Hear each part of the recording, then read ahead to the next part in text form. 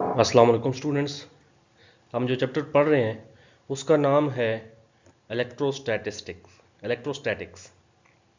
और आज हमने इस चैप्टर के दो टॉपिक्स जो पढ़ने हैं उनमें से पहला है इलेक्ट्रिक पोलराइजेशन ऑफ डाइलेक्ट्रिक्स और दूसरा है energy stored in a capacitor. तो बढ़ते हैं अपने पहले टॉपिक की तरफ, electric polarisation of dielectrics.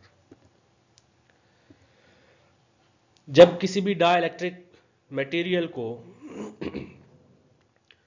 Capacitor की दो प्लेट्स के दरमियान रखा जाता है तो डाइलेक्ट्रिक मटेरियल के पॉजिटिव और नेगेटिव चार्जेस एक दूसरे से सेपरेट हो जाते हैं।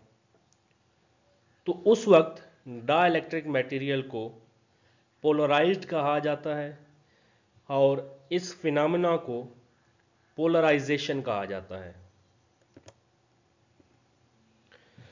जब किसी भी डाइलेक्ट्रिक मटेरियल को वैसे देखा जाए, प्लेट्स के बाहर देखा जाए, तो डाइलेक्ट्रिक मटेरियल के एटम्स न्यूट्रल होते हैं क्योंकि उनके अंदर नंबर ऑफ पॉजिटिव चार्ज और number of negative charges equal होते हैं।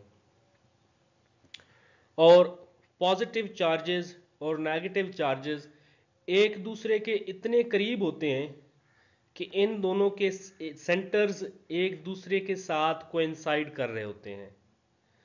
लेकिन जब इन्हें किसी भी इलेक्ट्रिक फील्ड में रखा जाए तो आप यहाँ जिस तरह डायग्राम में नज़र आ रहा है देख सकते हैं कि नेगेटिव चार्ज पॉजिटिव प्लेट की तरफ अट्रैक्ट होगा और पॉजिटिव चार्ज नेगेटिव प्लेट की तरफ अट्रैक्ट होगा। जब इस तरह की अट्रैक्शन होगी तो नेगेटिव और पॉजिटिव चार्जेस एक दूसरे से कुछ डिस्टेंस पर आ जाएंगे। अब इनके सेंटर्स एक दूसरे के साथ कोइंसाइड नहीं करेंगे। जब किसी एक मॉलिक्यूल की बात करें तो एक मॉलिक्यूल में नेगेटिव चार्ज एक साइड पर आ गया है और पॉजिटिव चार्ज दूसरी साइड पर आ गया है। यानी अब किसी भी एक मॉलिक्यूल के दो पोल्स बन गए हैं तो इसको कहते हैं डाइपोल। यानी कोई कोई भी एक मॉलिक्यूल एक डाइपोल की तरह बिहेव कर रहा है। अब इस डाइलेक्ट्रिक मटेरियल को पोलराइज्ड डाइलेक्ट्रिक कहेंगे और इस फिनोमेना को आप क्या कहेंगे? Polarisation.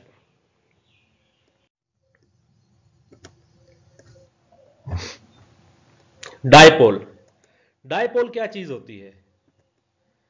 To equal and opposite charges separated by a small distance constitutes a dipole. यानी दो इक्वल और अपोजिट चार्जेस, यानी एक नेगेटिव चार्ज हो और दूसरा पॉजिटिव हो और दोनों इक्वल हों और उन्हें कुछ डिस्टेंस पर रख दिया जाए तो डाइपोल बनता है। जिस तरह इस डायग्राम में देख सकते हैं कि ये नेगेटिव चार्ज है, ये पॉजिटिव चार्ज है, ये दोनों अपोजिट चार्जेस हैं और इनको कुछ फासले पर रखा जाए तो ये डाइपोल बनता है। तो देख सकते हैं नेगेटिव और पॉजिटिव चार्जेस कुछ फासले पर हैं तो ये क्या है? एक डाइपोल है। अब पोलराइजेशन का कैपेसिटेंस पर क्या असर पड़ता है? तो देखें, सपोज करें कि इस पॉजिटिव प्लेट के ऊपर पहले 10 पॉजिटिव चार्जेस थे। अगर डाइलेक्ट्रिक मटेरियल रखा जाए तो और नेगेटिव चार्जेस पॉजिटिव प्लेट की तरफ आ जाएं और ये 4 नेगेटिव चार्जेस आपको नजर आ रहे हैं, तो इन नेगेटिव चार्जेस के सामने जो पॉजिटिव चार्ज इस प्लेट के ऊपर होगा वो इन नेगेटिव चार्जेस के साथ इंगेज हो जाएगा। ठीक है, पॉजिटिव प्लेट का पॉजिटिव चार्ज डाइलेक्ट्रिक की नेगेटिव चार्ज के साथ इंगेज हो जाएगा। अब आप देख सकते हैं कि पॉजिटिव प्लेट के ऊपर 4 पॉजिटिव चार्जेस इन 4 नेगेटिव चार्जेस के साथ इंगेज होंगे तो टोटल 10 थे तो बाकी कितने रह जाएंगे? बाकी 6 रह जाएंगे। तो इसका मतलब है कि इस पॉजिटिव प्लेट के ऊपर जो फ्री चार्ज है पॉजिटिव वो कितना रह जाएगा, 6, यानी पहले से कम हो जाएगा। ये मैंने आपको एग्जांपल दी है, यानी डाइलेक्ट्रिक मटेरियल रखने से इस पॉजिटिव प्लेट के ऊपर चार्ज डेंसिटी, यानी इस पॉजिटिव प्लेट के ऊपर कितना चार्ज है वो कम हो जाएगा। अगर चार्ज डेंसिटी कम हो जाएगी तो ये आपने इलेक्ट्रिक फील्ड का फार्मूला पढ़ा हुआ है, E is equal to sigma by epsilon naught. अब सिग्मा चार्ज डेंसिटी है, अगर चार्ज डेंसिटी कम हो जाएगी तो इसका मतलब है इलेक्ट्रिक फील्ड भी कम हो जाएगी। अब अगर इलेक्ट्रिक फील्ड कम होती है तो आपने ये फार्मूला पढ़ा हुआ है इलेक्ट्रिक पोटेंशियल का, V is equal to E D. अब अगर इलेक्ट्रिक फील्ड कम होगी तो इस फार्मूला से आप देख सकते हैं कि इलेक्ट्रिक पोटेंशियल भी कम होगा। अब इलेक्ट्रिक पोटेंशियल कम होता है तो ये फार्मूला आपने पढ़ा है कैपेसिटेंस का, C is equal to Q by V, यानी कैपेसिटेंस और पोटेंशियल डिफरेंस, इलेक्ट्रिक पोटेंशियल, ये एक दूसरे के इनवर्सली प्रोपोर्शनल हैं। अब यहाँ पे इलेक्ट्रिक पोटेंशियल अगर डिक्रीज होता है तो कैपेसिटेंस क्या होगी, इंक्रीज होगी। तो इसका मतलब है कि डाइलेक्ट्रिक मटेरियल रखने से कैपेसिटेंस क्या होगी, इंक्रीज होगी। अब आते हैं अपने नेक्स्ट टॉपिक की तरफ, energy stored in a capacitor, यानी किसी भी कैपेसिटर में एनर्जी किस तरह स्टोर होती है और किस फॉर्म में होती है।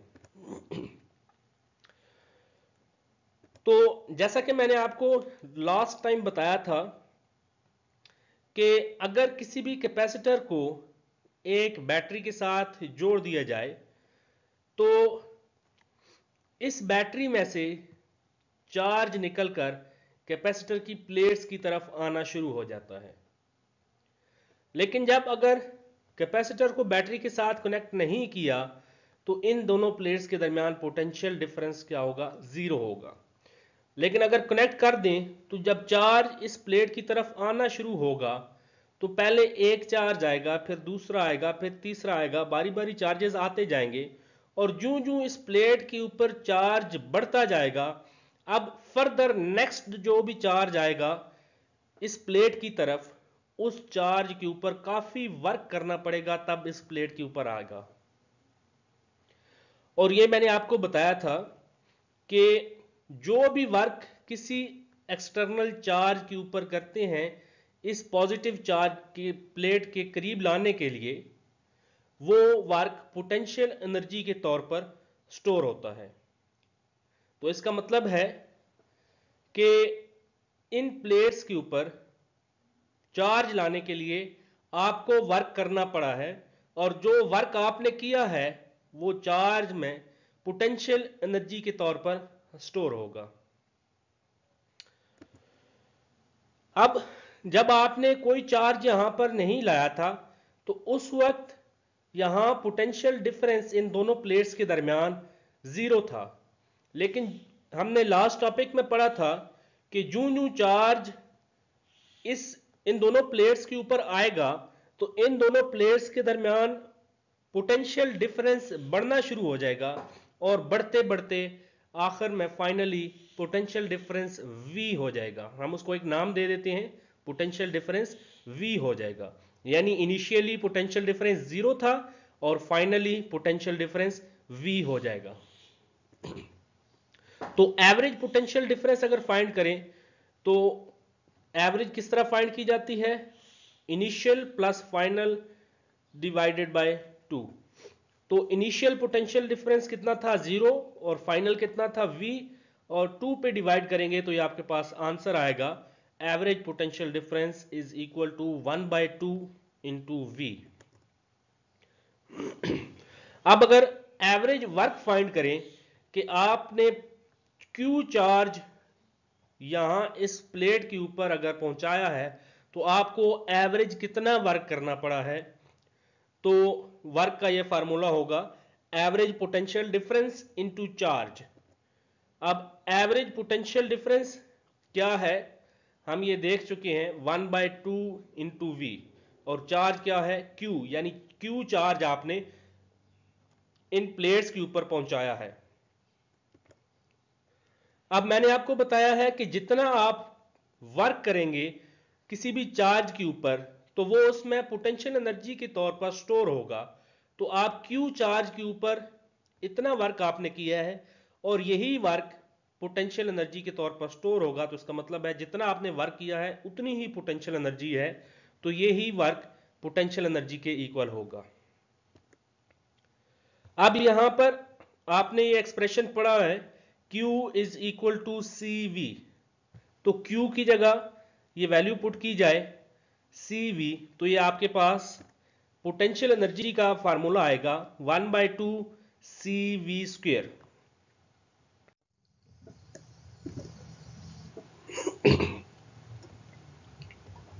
अब अभी तक तो हमने देखा है कि पोटेंशियल एनर्जी प्लेट्स के ऊपर चार्जेस में किस तरह स्टोर होती है, लेकिन अब हम देखते हैं कि प्लेट्स के दरमियान पोटेंशियल एनर्जी इलेक्ट्रिक फील्ड में किस तरह स्टोर होगी।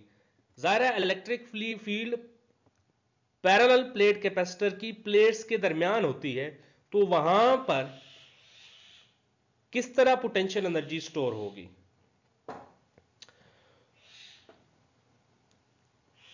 अगर आप कंसिडर करें कि एनर्जी स्टोर हुई है प्लेट्स के दरमियान, पोटेंशियल एनर्जी स्टोर हुई है प्लेट्स के दरमियान बजाय चार्जेस के ऊपर, तो जाहिर है प्लेट्स के दरमियान आपने डाइलेक्ट्रिक मीडियम रखा है, तो डाइलेक्ट्रिक मीडियम के होते हुए कैपेसिटेंस का फार्मूला आपके पास ये है C is equal to A epsilon naught epsilon R divided by D, यानी डाइलेक्ट्रिक मीडियम होने से capacitance epsilon R times increase हुई थी, ये हमने लास्ट टाइम पढ़ा था।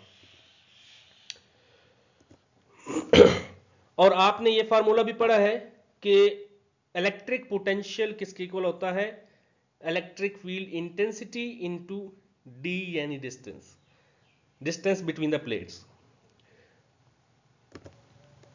अब इन दोनों की वैल्यूज अगर एनर्जी में पुट की जाए, जो हमने अभी एनर्जी का फार्मूला हमने डिराइव किया था वो क्या था 1/2 CV स्क्वेयर, तो C की जगह आपके पास आएगा कैपेसिटेंस की value A epsilon naught epsilon R divided by D, और V की जगह ED, और V का स्क्वायर है तो ED का स्क्वायर।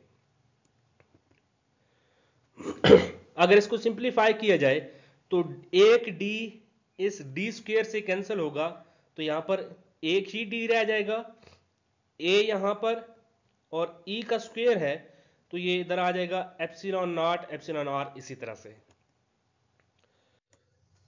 और ये आपका एक्सप्रेशन था energy stored in electric field between the plates of a capacitor.